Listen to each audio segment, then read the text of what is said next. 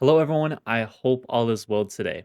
In this video, we are discussing the two ironclads, that being the base ironclad and my personal favorite, the ironclad assault. We'll also be discussing the possibility of getting one of these very soon. But before we get into that, if you like these videos, feel free to subscribe. I have memberships open if you want to go the extra mile, and I have a link to our community Discord in the description, and I would love to have you there. Besides that, let's talk about the coolest new ship, that being the Drake Ironclad. Now, to get this started, let's discuss what the base Ironclad, the cargo variant, is. By itself, the Ironclad is an armored freighter specializing in long distance deep space travel and holds a massive amount of cargo. The most notable features for the base Ironclad consists of holding 1,536 SC of cargo, like we said, a massive amount, a retractable roof, secure storage for your most valuable items, three size 2 tractor beams, two of those are able to move as a matter of fact, VTOL thrusters to assist in atmospheric flight, and interior turrets in the case that you were boarded. Similarly to how the Caterpillar's module will work, the command module on this ship can detach and reattach in the case of an emergency. This replaces the need for escape pods on the ship, as well as acts as the ship flight controls. So once this command module detaches, the ship will not be flyable without it. By itself, that is enough to sell the ship. It has incredibly desired features, but I think one of the coolest parts of the ship are the looks. This ship is an absolute unit flying around with an insane amount of large thrusters. It is that really rugged spaceship look while still being incredibly armored. I think if you only showed me the outside of the ship, I would probably still be sold.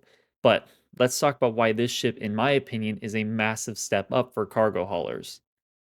Now, firstly, we have to look back at those tractor beams. If you notice in this image, these two tractor beams are actually on rails. This allows the users of those beams to move alongside the hull to find the best angle for their current task. This is always one of those big complaints about tractor beams. They're always in these slightly weird positions that don't offer as much wiggle room to get some adjustments in. But with something like this where they're actually on rails, I think they sort that problem out a decent amount with the Ironclad. Now, this image also does show us a little glimpse into that secure cargo room. Though this isn't something we've particularly seen in any other ships, I think it's a really neat idea. In the future, when we get valuable things like the Valacar fangs and pearls, this would be a great place to store those. The last notable thing in this image, and the most obvious, is the retractable roof. Now, while the ship is a cargo hauler, there's no doubt many players will use this to transport vehicles and small ships as well. This is something we'll talk about a little bit more with the Ironclad Assault, but by itself, I really do think that this retractable roof will help a ton with getting cargo in and out of zero-G environments, as well as just acting as a small landing pad. We know that the VTOL thrusters as well on this ship will allow you to fly in atmosphere without as many issues, and things like the interior remote turret offer some nice protection if you were to get boarded. We haven't seen that on too many ships. I think the only ship we've actually seen it in game currently is the Polaris, so seeing it on another ship is pretty nice. Now, why is this ship so desired? Well, besides some of the features we just talked about, it is a great stepping stone within the line of cargo haulers. It specializes in being an armored freighter, which could be incredibly important for systems like Pyro. It is also finally another ship that can actually hold all of the ground vehicle sizes we currently have in game. Overall, the base Ironclad seemingly has all the features and looks to make it an incredible ship. We're going to talk about its release though in just a few minutes. But for now, we have to talk about the Ironclad Assault, my personal favorite due to its sheer potential for base rating gameplay.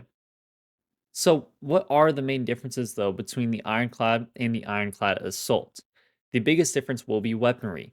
The Assault variant will have 6 exterior weapons, with one being size 5 and the others being size 3. The Assault will also have a smaller cargo section, now only holding 1,152 SCU, which, in my opinion, is still an incredibly nice amount of space. The rest of that will also be used to add a repair station, which can not only repair, but refuel and even fabricate new components. Now, we actually haven't heard much about this since the initial announcement of the Ironclad Assault, and since then, we also have gotten the Crafting Your Home presentation at CitizenCon, which basically laid the groundwork for how crafting will work. To speculate a little bit, I'm going to assume that the Ironclad will come with a built in fabricator that specializes in creating components, weapons, things that'll help in these combat situations. and I think it offers a ton of potential for this ship. As we know, engineering comes down to the components in a lot of ways, and that makes sense with how the ironclad will work. In a combat scenario, once you start losing components or they become incredibly damaged, you're going to want to repair them or replace them. And I think the Ironclad Assault fits that criteria really, really well in this situation. In the case that you were to have a ground vehicle that's down, you could either get that ground vehicle back into the Ironclad Assault or send out a ground vehicle with a replacement component to that ground vehicle that needs assistance, vice versa with things like ships as well. Now, on top of the insane repair station, there's also 34 jump seats, which is, in my opinion, an insane amount of potential for, moving basically a small army with you. You're absolutely going to be able to do that if you want to, and that doesn't even include the ground vehicles that you will have stored in the vehicle itself. So, it's that's a pretty crazy aspect of the ship. It's also confirmed that it's going to have an armory in it as well, and the only downside really is that there's no tractor beams in this version, unlike the base version. But why is this ship so cool? And the first thing I think about when I think about this ship is that it's the ultimate base rating ship, as we kind of talked about before. As we can see from some of these photos, the Ironclad Assault has plenty of weaponry to hold its own in combat, especially on the front end of the ship, but also enough room and jump seats to hold tons of players, ground vehicles, or small combat ships. And the ability for damaged vehicles to receive repairs easily gives the ship a pretty massive advantage over its competitors like the Hercules. Now, though the ship is heavily armored, it does have a few downsides as well. The first being the fact that it is a massive flat ship. Getting this into an area to actually land fully on the ground will be difficult, especially for bases that are more strategically laid out across elevated zones. I assume in that position, you're going to want to use ships like Valkyrie and Cutlass Steel, just due to the fact that they can hold more in a small space instead of having to get this massive Drake ironclad. The other downside that I see when it comes to this ship is simply the fact that it has most of its firepower on the front and top end of the ship. This easily makes the belly and thrusters of the ship the most vulnerable, which is a pretty big downside, but with a ship like this, there needs to be balancing, so I completely understand the need to have these blind spots. Now, when it comes to actually solving this issue, I think the easiest one to think about is having either ships on board that you would deploy in the case of combat, or having escorts alongside of you to hold, make sure that the backside of the ironclad stays safe. With the thrusters being that big and that vulnerable, it's a pretty big issue to, consider whenever you're flying around in more deadly airspace or space, I guess.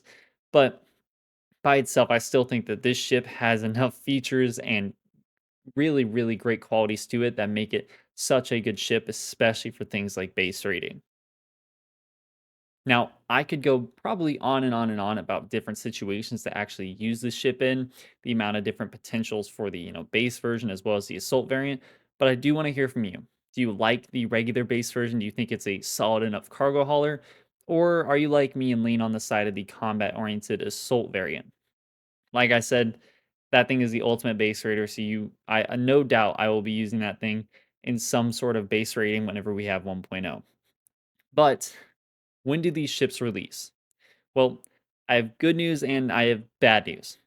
The good news is that the base Ironclad is in production right now and should most likely release this year at some point, which we'll discuss in just a sec. But the bad news is that for the Assault fans, including myself, we might have to wait a bit longer. Now, like I said in my last ship video, we have no idea when the base model of this will launch. Some think DefenseCon at Invictus, some, including myself, are leaning more towards that IAE launch. Regardless, it should be in the very near future. Apparently, some have said that in the background of this teaser that this is the image of the Ironclad. I honestly couldn't tell you if that's true or not, simply because it's too difficult to see. But it is very clear that this thing is in production, and we're going to see it at some point this year. Now, the reason why I am so uncertain about when the Ironclad will release is simply due to the RSI Perseus. I talked about this a little bit more in my last ship related video, which I'll have linked at the end of this one. But basically, my thoughts are Invictus is a more military themed event. If these ships are ready now or in their polishing phases of some kind, the likelihood that we're going to see the Perseus over the Ironclad, I feel like, is a lot higher, simply due to the fact that it's more military themed. Now, it doesn't eliminate the fact that Drake Defense Con is also happening during Invictus, and the Ironclad could show up there. But given that these two ships are kind of the hype builders of 2025, I'm going to assume that they're going to try and keep them separated by a couple of months just to make sure that they maintain that hype as much as possible. Again, this is all speculation, and I'll have the rest of my thoughts in that other video, and I'll have that linked at the end. But I would love to hear, when do you think this ship will release? When do you think the assault variant will release? And like I said before, I want to hear your thoughts on these ships because I generally think that they're really, really cool. And again, I'm an Assault guy, so the Assault variant is going to be my thing. I cannot wait to use that for some sort of base rating activity in the future. But again, I would love to hear from you. How do you feel about these two ships? When do you think they'll release? Regardless, thank you so much for being here. I just wanted to make a quick video because I know that 4.1 is about to be out the door and there's not going to be a ton of information going on in the nearest future. Apparently, there is another ship that might release with 4.1, and we're going to hear about that tomorrow. So if I can, I will get a video out as quickly as possible discussing that. But outside of that, I really appreciate you being here. I hope you enjoyed the video. I hope you have a wonderful day as well, and I will see you in the next one.